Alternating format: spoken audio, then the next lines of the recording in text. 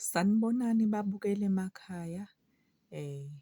Sesikhona iyangishisa imfihlo media. Before ngiqale ngicela ukuthi u-subscribe, u-like lona leli page ukuze uthole iy'ndaba zishisa. Mawubona nje ukuthi kunemfihlo nje boom, imfihlo nje ekushisayo, siyacela ukuthi uyishere nathi ku-WhatsApp, ukhona lapho uzomthola khona lapha epejini lami. Noma ufake kwi-email. Kunombukeli osibhalele, obhalele thina iyangishisa imfihlo media. Uthi lo mbukeli owaseNanda, uthi sekuphele 4 years ethandana neSpoki. Uthi ukuhlangana kwakhe nobhuti, ngicela ukuyifunda i-email injengoba injalo. Sanibonani, iyangishisa le mfihlo media. Ngisacela ukuthi ningisize. 4 years back ngahlangana nobhuti nje ngizihambela nami e-workshop. Angishela ubhuti athi uyangithanda, ngimvume nami. Mangimvuma ubhuti, kuqhubeke isikhathi. Siyathandana nobhuti, angikwazi kubo, naye futhi ekhaya akakwazi. Hhayi, sithandane kuphela isikhathi. No man, ngimbuza ukuthi kubo kanti kukephi, angitshela ukuthi no, ekhaya kuseNanda. Bese ngithi mangicela ukuyobona kini. Cause into eyayisiqala isingidida ngobhuti, uma ngabe ezongibheka ubhuti, ungibheka ebusuku kuphela. Akakaze ubhuti angibheke emini. Njalo mezobona mina kusuka nje ngabo-8 uyanokha, angene endlini sihlale. Ingixake lento ukuthi kungani njalo ebusuku uyafika ubhuti wabantu. Uhamba ngemoto yakhe, ijiphu emnyama. Yena uyabona ukuthi no, uphila kahle. Nami phela sengifuna ukwenza uthando lwethu libe kwenye ileveli. Nami phela sengiyafuna ukuthi ngazi abantu bakubo, naye futhi azi abantu bakithi. Kwazi bani bakithi? Mhlambe ngagcina ngiganile, ngiganele kulesi sigwili lesi sakaMkhize eNanda. Ngimcela ubhuti wabantu, ngicela ukukubona kimi. Hhayi anqabe, no. Ngibe sengiyamtshela ukuthi mina yazini, uma ngabe ukuthi awufuni ukuthi ngazi kimi, kusho ukuthi kungenzeka ukuthi kini wena unonkosikazi ongifihlelayo, cause mina ubhuti wabantu weza kumina ethini, anginamfazi. Athi naye anginaye unkosikazi. Ngithi mina ngize ngimxine, ngithi mina ngicela ukubona kini. Agcine esevumile ubhuti wabantu ukuthi ngiye kubo. Ngiyakhumbula kwakuMgqibelo, ngamlinda ngoba nangalo ngathi no yazini ngicela ungithathe nje ekuseni ekhaya ukuze mhlambe ngiyobona kini loso sikhathi ngisihlale, kodwa ntambama sengiyabuya ngilale ekhaya. Avume, ngahlala imini lonke lutho ubhuti wabantu, lutho ubhuti wabantu. Akekho nje, akekho. Ngifone, akalibambi futhi ucingo. Uyabona nje kuningi okwase kungidida kule relationship. Ingakho ngathi mina yazini ngcono ngifune ukubona kubo kalo bhuti lo. Ngoba kuningi, ngoba ngisho ucingo lami mangifona emini cha akalibambi, but ebusuku uyalibamba. Kodwa isizathu saloko wathi kumina emini usuke esemsebenzini, akavunyelwe ukubamba ucingo. Kulungile-ke siqhubeke-ke nalo bhuti-ke. Kuthi ngabo-8 afike. Ufika sengidiniwe, sengilele, uyanokha emnyango angene. Ngiyabuza ukuthi emini ubungenze ngani? Hhayi, njengey'tori zakhe nje zenhlalayenza. Hhayi, bengisebenza emini ngingakwazi ukuzokulanda. Abe sethi-ke manje nasambeni-ke isebusuku ngo-8. Hhayi, kulungile. Sihambe nobhuti wabantu. Hhayi, sihambe-ke nobhuti wakaMkhize uXolani. Singene emotweni, sihambe. Silibhekise eNanda. Sisuka kaMakhutha, ngihlala kaMakhutha mina. Siyahamba silibhekise eNanda. Sengiyobona okokuqala kubo kaXolani and ngaphakathi ngijabulile ukuthi usuyongiveza kubo. Ngempela kusho eqinisile mina sakanayo unkosikazi. hhayi sihambe kubo. Angiyazi-ke kahle iNanda, angiyazi. iNanda futhi indawo engingayithandi ngoba bababaza ubugebengu kuyona. Inobugebengu-ke kahle kahle. Sihambe Nanda sihambe. Hhayi sipake emzini ongezansi, angikhombise athi nakhu kubo. Umuzi nje oyi-double story, u-cream white, muhle, kuhle lapha kaMkhize, kuhle indaba yokudlala kuhle. Abe sengishiya emotweni, athi usahamba usaya endlini kuqala, uyabuya uzobuya esengilanda. Ngempela ngihlale emotweni ahambe, ngimbone futhi ngempela eyongena kubo. Sikhashana ngihlela emotweni ngilindile nami. Hhayi afike futhi athi hhayi khululeka sithandwa sami, ngikhulumile noma uthe akanankinga naye angakujabulela kakhulu ukukubona. Sihambe siyehlika siyalandelana nalo bhuti lo uXolani wakaMkhize. Hhayi sehlike akhiye imoto sihambe siyanokha kubo, asivulele uma wakhe. Bese siyangena endlini sihlale phansi. Angibuze uma khona mntanami, ubani? Owakabani? Ngimtshele ukuthi hhayi ma, mina nginguSimangele wakaNgcobo, ngingowakaMakhutha ko-6. Athi lo mama mntanami wasihlasela ebusuku, pho singakusiza ngani? Yini oze ngayo ebusuku?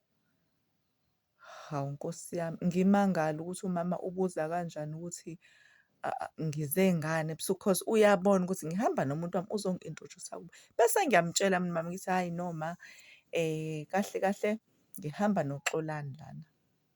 Uyena obethe uzongi-introduce-a kubazali bakhe. Umama ethuke uma ngisho njalo, uma ngithi mina ngihamba noXolani, uyena othe uzongi-introduce-a kubazali bakhe. Ethuke, athuke umama ahlahla amehlo athi hhayi mntanami ngiyabuya.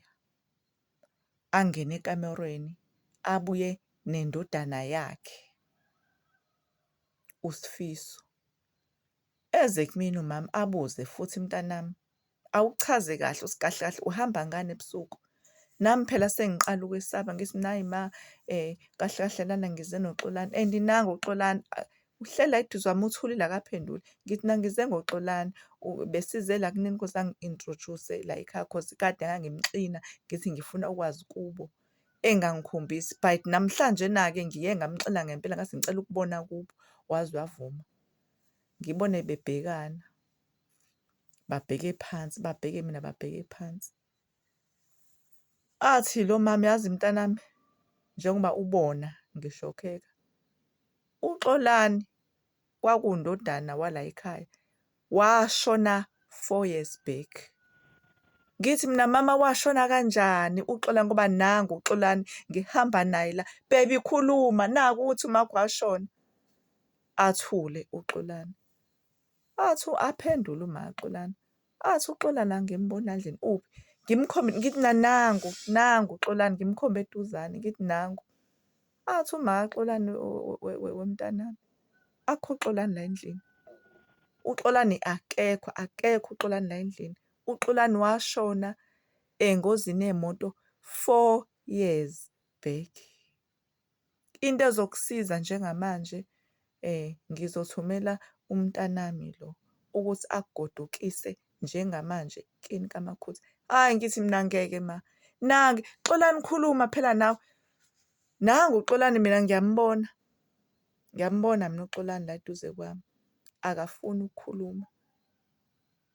Abethi umama uXolani akekho, asethi ucela ukuthi lo mfana lo wakhe angigodukise. Abuze umama mntanami uze ngani? Ngithi mina uXolani ungilethe ngemoto lana, ijiphu emnyama. Athi mntanami ijiphu emnyama ikhona ngempela kwakuyikababa wakhe, iyona moto leyo ashayisa ngayo waba sengozini yemoto, egibele yona ijiphu le wena othi ufike ngayo. Ayi ngiqale nami ngikhale, angisazi ukuba kwenzakalani. Angisazi kwenzakalani, ngiyakhala nami. Athi umama iphi-ke pho? Ngithi mina ila mnyango siyikobe ngefastela, ijiphu ayikho nje. Ngazincinza ngangasazi noma ngiyaphupha noma kwenzakalani ngami. Hheyi, ngicela manje ukuphuza ngiphuze abesethi umama mntanami, ngicela umfana wakho akugodukise, kodwa wazi ukuthi uXolani kwakundodana wayikhaya usashona.